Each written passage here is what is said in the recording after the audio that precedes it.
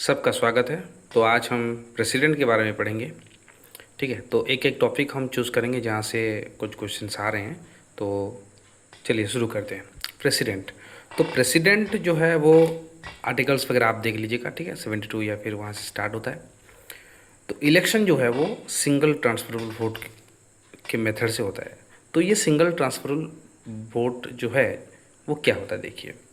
तो यहाँ पे देख लीजिए, पहले हैं हमारे जो द्रौपदी मुर्मू, फिर नरेंद्र मोदी, फिर अमित शाह और फिर रामू काका हैं। मान लीजिए आप लोकसभा या फिर राज्यसभा के कोई सदस्य हैं, तो वहाँ पे आपको ऐसे दिया गया होगा। वहाँ पे आप चूज़ करेंगे किसको आप प्रेसिडेंट के तौर पे जानना चाहेंगे। मान लेते हैं पहले आप रामू काका को, फिर अमित शाह को, फिर ऐसे ऐसे करते करते जाएंगे।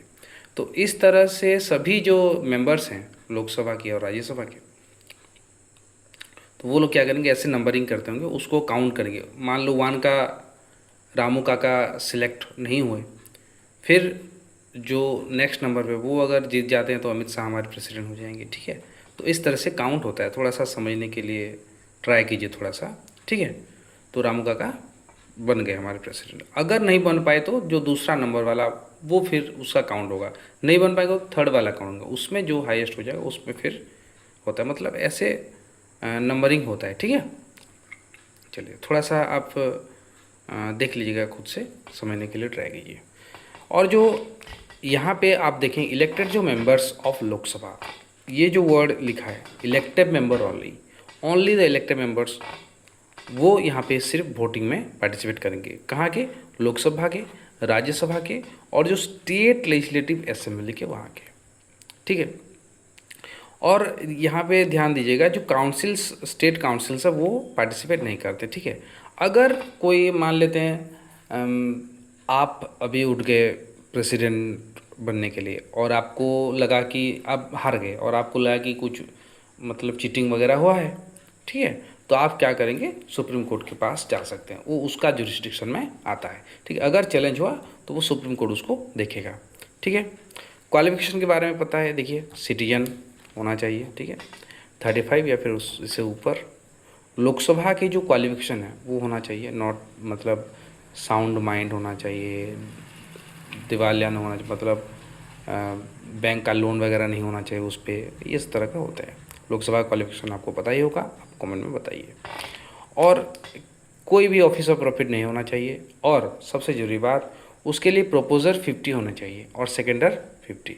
तो ऐसा तो कोई भी आ जाता, मतलब प्रेसिडेंट का इलेक्शन के लिए कोई भी आ जाता है कि मैं चलो प्रेसिडेंट का इलेक्शन स्टार्ट कर देता हूँ, मतलब मैं इस बार मैं लड़ूंगा या लड़ूंगी, पर उसको सपोर्ट कर लिए वो इस उसी हाउस के 50 प्रपोजर या फिर 50 सेकेंडर होना चाहिए। ठीक है, तो ये तो था हमारा क्वालिफिकेशन। और इम्यूनिटीज़ जो है, इम्यूनिटीज़ वगैरह क्या है, मतलब उसको क्या मिलता है, कोई भी लीगल प्रोसीडिंग उसके अगेंस्ट नहीं हो सकता, कोई भी क्रिमिनल प्रोसीडिंग नहीं हो सकता, और उसको अरेस्ट नहीं कर सकते, इम्प्रिजन भी नहीं कर सकते। ठीक है, इम्प्रिजन भी नहीं कर सकते। और अगर कोई भी सिविल प्रोसीडिंग हुआ, सिविल प्रोसीडिंग हुआ तो उसको क्या करेंगे, मतलब प्रेसिडेंट को 2 महीने पहले से वो नोटिस को उसको भेजना पड़ेगा। ठीक है, चलिए। और फिर टर्म है वो 5 ईयर होता है, अगर रिज़ाइन करेगा तो वाइस प्रेसिडेंट को करेंगे, और जो रिमूवल है वो इम्पीचमेंट के प्रोसेस से होता है। तो आपके लिए क्वेश्चन है कि जो इम्पीचमेंट का प्रोसेस हो वो हम कहाँ से अडॉप्ट किए हैं। नेक्स्ट सिर्फ इम्पीचमेंट का ही पढ़ लेंगे यहाँ पे, देखिए, और रिमूवल या फिर इम्पीचमेंट। तो अगर चार्जेस लगाए हैं, ठीक है, कोई भी हाउस लगा सकता है, लोकसभा लगा सकता है, राज्यसभा चार्जेस स्टार्ट कर सकता है।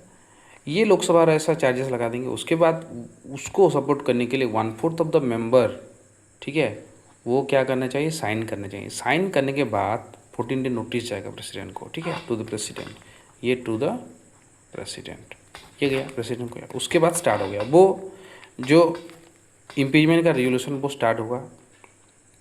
और उसी हाउस में 2/3 मेंबर अगर साइन कर दिए, ठीक है, total member of the house, 2/3 of the total member of house उसको अगर क्या किए हैं, साइन कर दिए हैं, उसके बाद नेक्स्ट हाउस में ये चला जाएगा।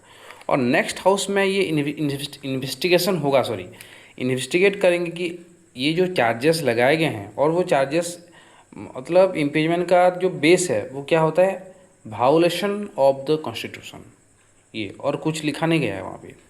तो इन्वेस्टिगेशन स्टार्ट होगा और यहाँ पे प्रेसिडेंट जो है वो खुद अपियर हो सकता है, वहाँ पे आ सकता है, ठीक है। अगर वो पास हो गया तो इम्पीच्ड हो गया तो वो क्या होगा, मतलब प्रेसिडेंट को रिमूव कर दिया जाएगा, ठीक है। और यहाँ पे ध्यान रखेंगे जो इम्पीचमेंट के प्रोसेस में नॉमिनेटेड मेंबर भी पार्टिसिपेट कर सकते हैं, भले ही मतलब इलेक्शन के टाइम पे ये लोग बाहर हैं, ठीक है, पर यहाँ पे क्या करेंगे, नॉमिनेटेड मतलब पार्टिसिपेट करते हैं। कहाँ की, लोकसभा और राज्यसभा के, स्टेट लेजिस्लेटिव असेंबली का वो नहीं है, ठीक है। चलिए, तो नेक्स्ट टॉपिक कौन सा रहना चाहिए वो आप हमें बताइए। अगर थोड़ा सा भी मैं समझा पा रहा हूँ या फिर कुछ आप सजेशन देना चाहें तो कमेंट जो सेक्शन है वो खुला है। धन्यवाद, पढ़ते रहिए और खुश रहिए।